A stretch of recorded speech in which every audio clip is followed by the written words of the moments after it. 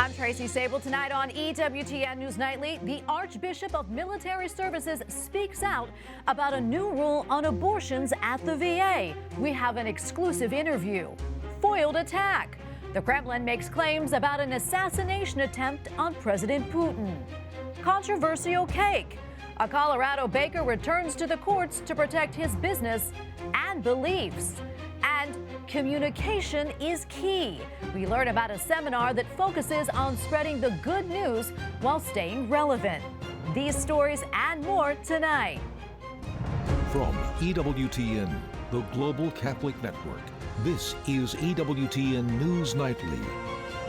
Thank you for being with us on this feast of Saints Philip and James. Our top story tonight, the Archbishop for Military Services is speaking out against the provision to allow abortions at the Department of Veterans Affairs medical centers in certain circumstances. In a letter released late last week, Archbishop Timothy Broglio calls the measure, quote, morally repugnant. He adds that it fails to incorporate basic conscience protections and thus creates First Amendment issues for VA employees and military commanders. We go now to Archbishop Timothy Broglio, head of the Archdiocese for the Military Services in the United States. He is also president of the U.S. Conference of Catholic Bishops. Your Excellency, thank you so much for your time today.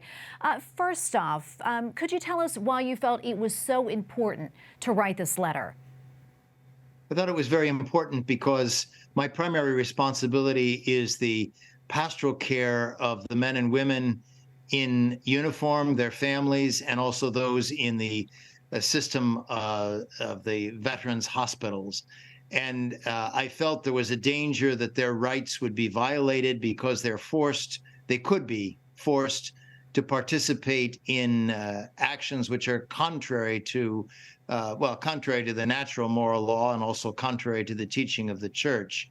So I wanted to plead that they might have conscience protection so that they could abstain from participating in abortion or other activities which are immoral. And can you tell us more, Your Excellency, about this new ruling regarding the abortions at the VA medical centers? Well, prior to this time, abortions were not permitted on any federal facility. And so this represents a change. The VA has, at least in the initial document, there was some conscience protection. And also there were some restrictions on the practice of abortion, but it still represents a change in what had been federal law up until this point. And so it was important to make a statement really protesting this violation of human rights. And I also know that you condemn the Department of Defense's policy, which allows taxpayer funding to cover travel-related expenses for procuring an abortion. For those who are not familiar with this policy, if you don't mind briefly telling us more about this and why it is so troubling. Well, it's troubling because you're providing federal funding not only for the actual surgical procedure, but you're also giving people paid time off for the procedure. You are also obliging commanders who might have extreme moral difficulties with this to give this permission to sign off that the person can take this leave time, and then also authorize the funds, all of which are federal, that is your taxpayers' dollars, to fund this whole procedure. And normally it's extremely difficult to obtain travel funds and so forth for something that isn't specifically related to your military obligations. And so this also represents quite a dramatic change to what had been the policy up until this point. Your Excellency, I'm curious, have you received any response or any type of reaction to your letter? I've received a response from a number of people in the military and a number of others. Thus far, the response has all been favorable. I have not received any response from anyone who might be in a decision-making role regarding this question.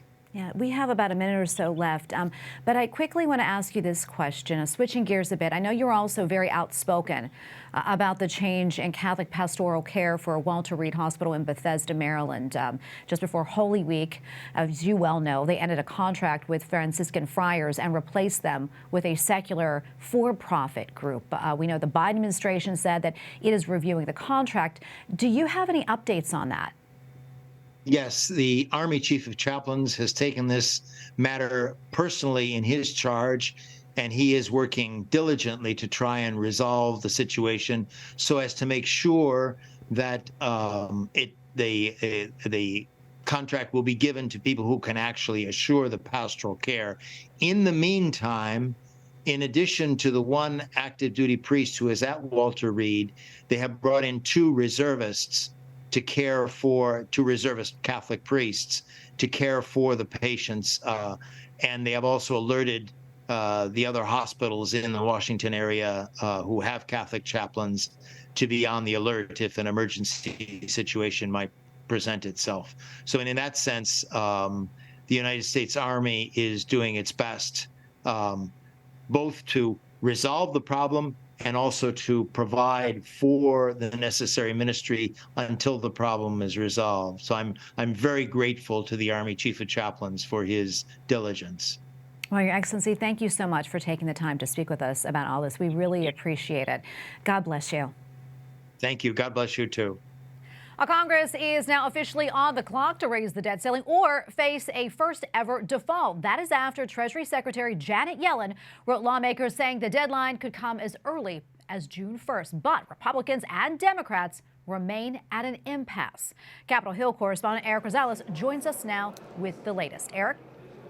Well, good evening, Tracy. You know, panic is in the air up here on Capitol Hill. I have talked to a number of lawmakers, and many of them tell me that a default is a real possibility. As of right now, we're starting to already see the effects on the financial markets worldwide. But who's to blame for not reaching a debt limit, a debt ceiling, raising it just yet? Well, that depends on which side you ask.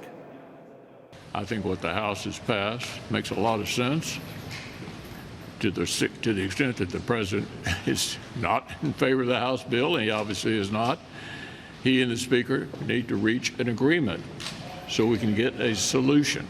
Either Republicans cause a first-ever default on the national debt or go for their awful bill.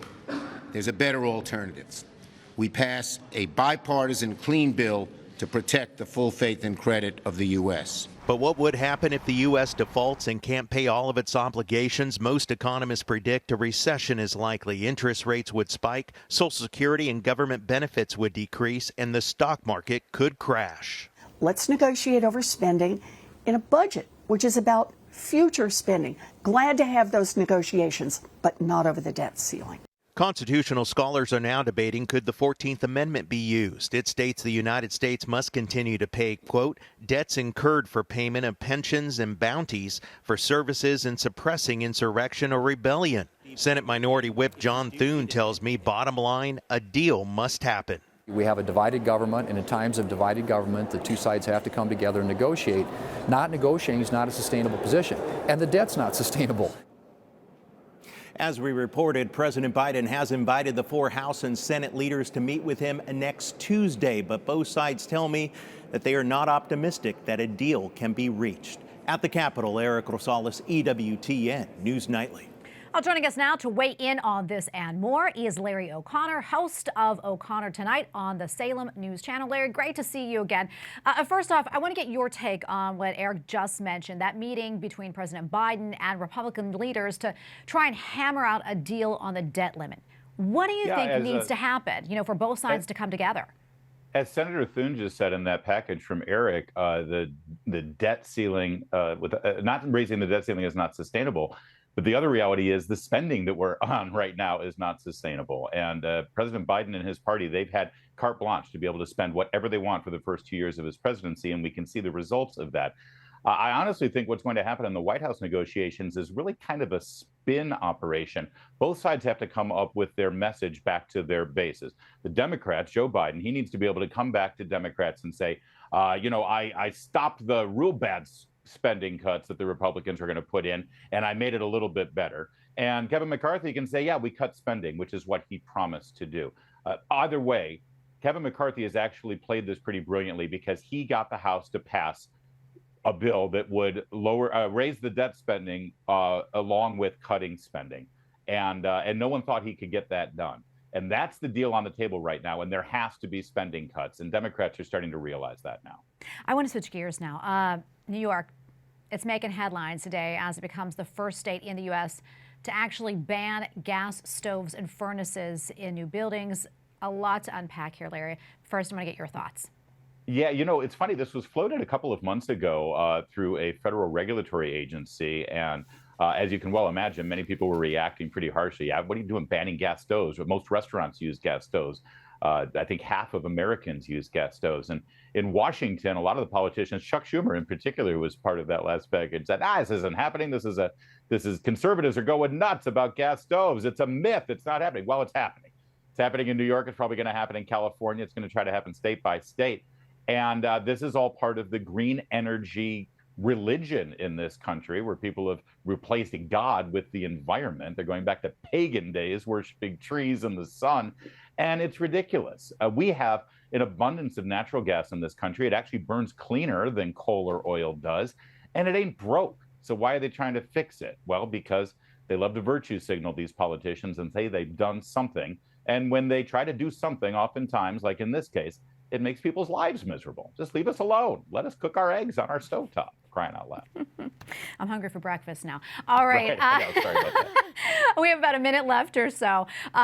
Meantime, yesterday up in Vermont, the Green Mountain State, they became the second state in the country to allow non-residents who are terminally ill to go up there and take part in medically assisted suicide. This is something that many people are referring to as death tourism. Larry, how do you see this? It's a tragedy and it's horrible. And thank God, conservatives and Catholics have a pro-life infrastructure in place right now. If you thought the fight to value life in this country was over with the Dobbs decision, obviously you were wrong. There is, as Pope St. John Paul II said, a cult of death out there.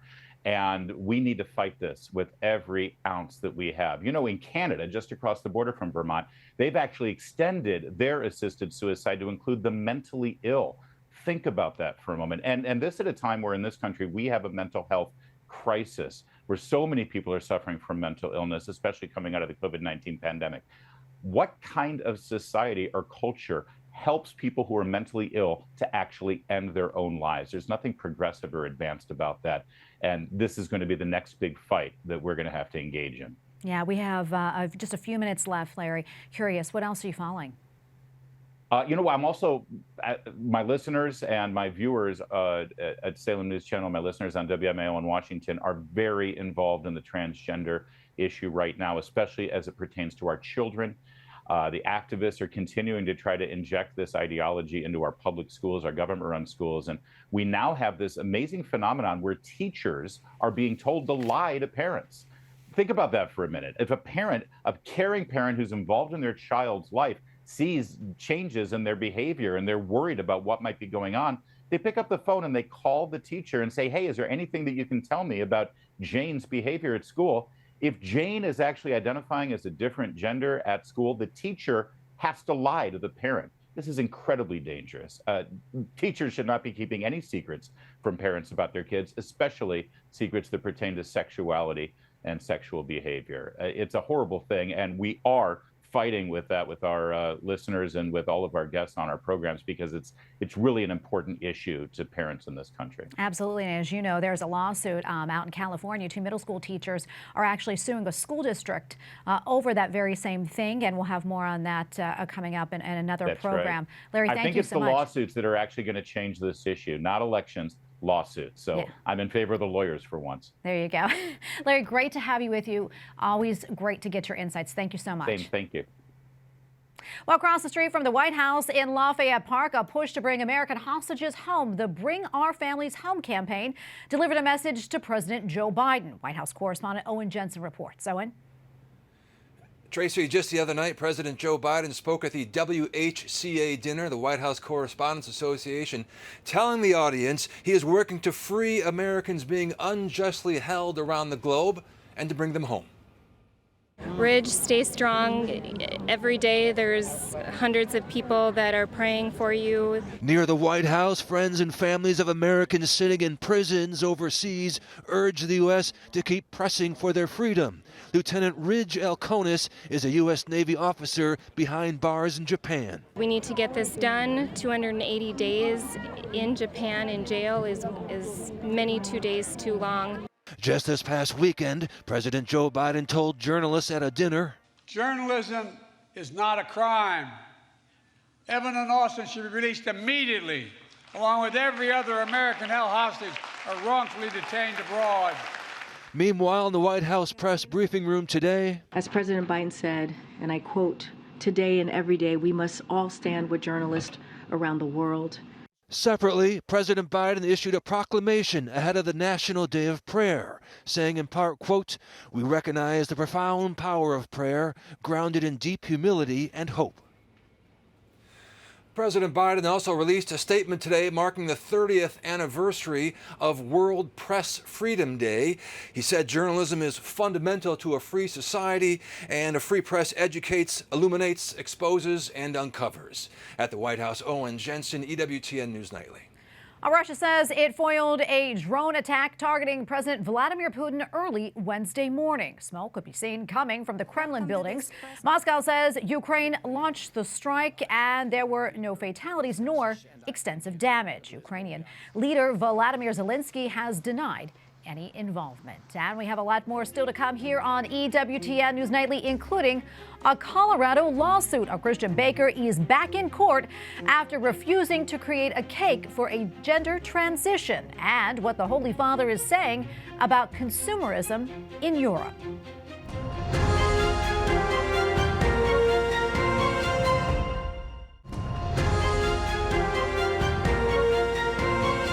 All 22 states say they are supporting a Christian bakery owner who is being sued for not making a cake for a gender transition. The states are among those who filed briefs to the Colorado Supreme Court in support of Jack Phillips, owner of Masterpiece Cake Shop. An appeals court recently ruled Colorado can force Phillips to make a cake with messages that violate his Christian beliefs. He has since filed an appeal with the state Supreme Court. And we go now to Jack Phillips, owner of Masterpiece Cake Shop, and his lawyer, Jake Warner, with Alliance Defending Freedom. Thank you to you both for joining us tonight. We really appreciate it. Jake, I want to start with you first. Tell us about this new case headed to Colorado's Supreme Court and how this one differs from the others that Jack has faced.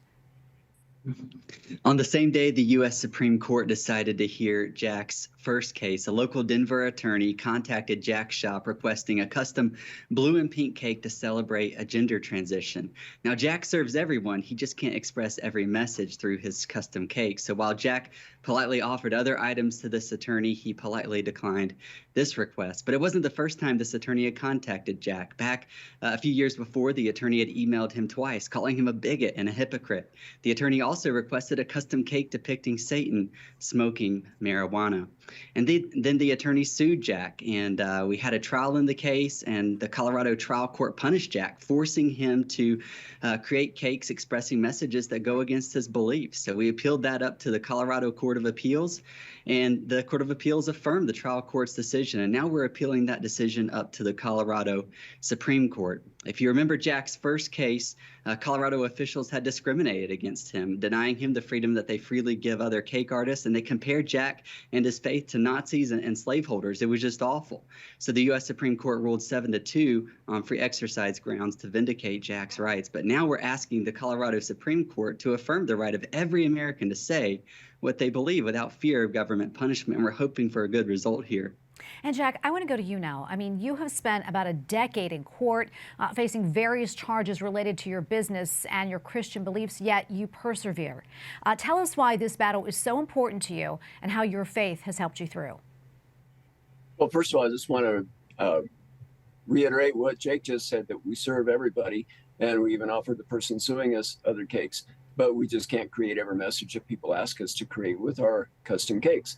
And so through the last almost 11 years now, we've been in various courts, like you say, and we've won all the way through up until this case where we've lost the first two rounds. And now hopefully the Colorado Supreme Court will rule in our favor and give every American the right to express messages that they want to express and decline to express messages they don't. So we're hopeful for a good outcome in this. And Jake, curious, where do things stand right now with this case and what comes next? We've asked the Colorado Supreme Court to protect Jack's right and the right of all Americans to say what they believe without fear of government punishment. So the Colorado Supreme Court will have an opportunity to weigh in, or they could decline. And in that case, we would appeal up to the U.S. Supreme Court. Alliance Defending Freedom is representing clients just like Jack all across the country. Indeed, we have a client at the U.S. Supreme Court right now in a 303 creative case, and we're hoping that the U.S. Supreme Court will affirm the right of all Americans to say what they believe without fear of government punishment, and that a big ruling for 303 creative could affect Jack's case at the Colorado Supreme Court. And before we wrap up, Jack, I want to ask you this. I mean, you've received a lot of support in the way of the amicus briefs from 22 states, along with several state lawmakers. Curious, how does that make you feel?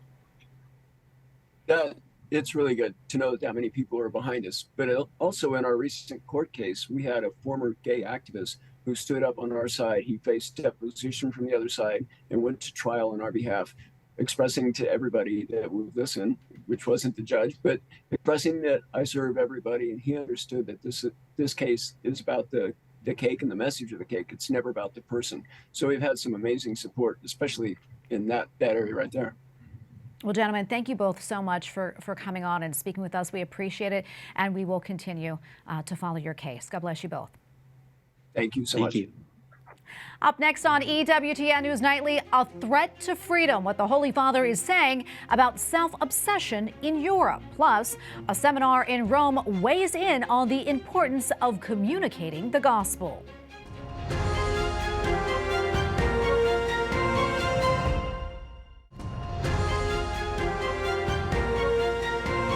Pope Francis warns of growing consumerism and individualism in Europe. I santi ci ricordano questo. Cristo è il nostro futuro. At his weekly talk to pilgrims at the Vatican, the Holy Father says people are choosing to focus on themselves and their possessions rather than building families and communities. Pope Francis also reflected on his recent trip to Hungary, praising the country's Christian heritage and how the faith continued despite decades of persecution from the communists. While toward the end of the weekly talk, the Holy Father met with one of the leaders of the Russian Orthodox Church. Metropolitan Anthony is the Patriarch's representative at the Vatican. He presented Pope Francis with an icon. In Hungary, the Holy Father also met high-ranking Metropolitan Hilarion. He later praised both leaders as knowledgeable and part of the process to bring an end to the war in Ukraine. Well, staying in Rome, several hundred church communicators are there for a three-day gathering on how best to spread the Christian message to a secular world. The summit is hosted by the Pontifical University of the Holy Cross. Topics include, can Christian culture inspire a weary society, and meeting the challenge of being a listening organization. Joining us now from Rome is Professor Jim Macnamara from the University of Technology, Sydney, Australia. Sir, thank you so much for your time today. If you don't mind, could you tell us more about this seminar and the main purpose? The theme of the seminar is listening and relevance, focusing on the church. And it's a very relevant theme for today. In my presentation, I'm a researcher working specifically in the area of how organizations listen, or in some cases don't listen. And I understand that you were one of the speakers at the conference today. Can you tell us more about your message and the theme you focused on? The key message in my research talks about organizational listening. And so we all know that interpersonal listening is important, listening directly to humans.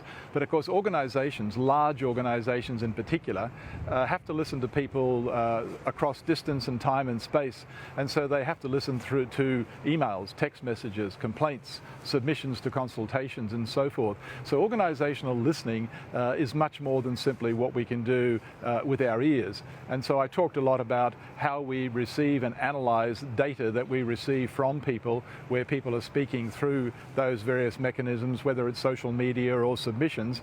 They need to be analyzed. We need to understand what people are saying, and that's a quite different form of listening that organizations need to do. Yeah, and that is one of the focal points, of course, of this week's summit is listening, and especially in the world of communication. Talk to us about how important, listening is as a value and something that society needs to consider more of.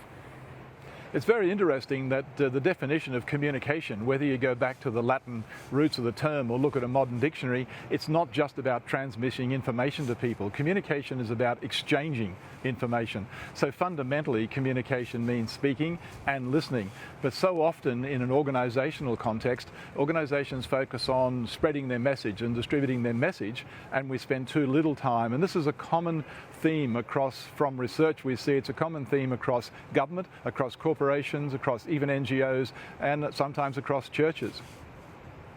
Well, Professor Macnamara, thank you so much for your time today. This was fascinating. We appreciate it.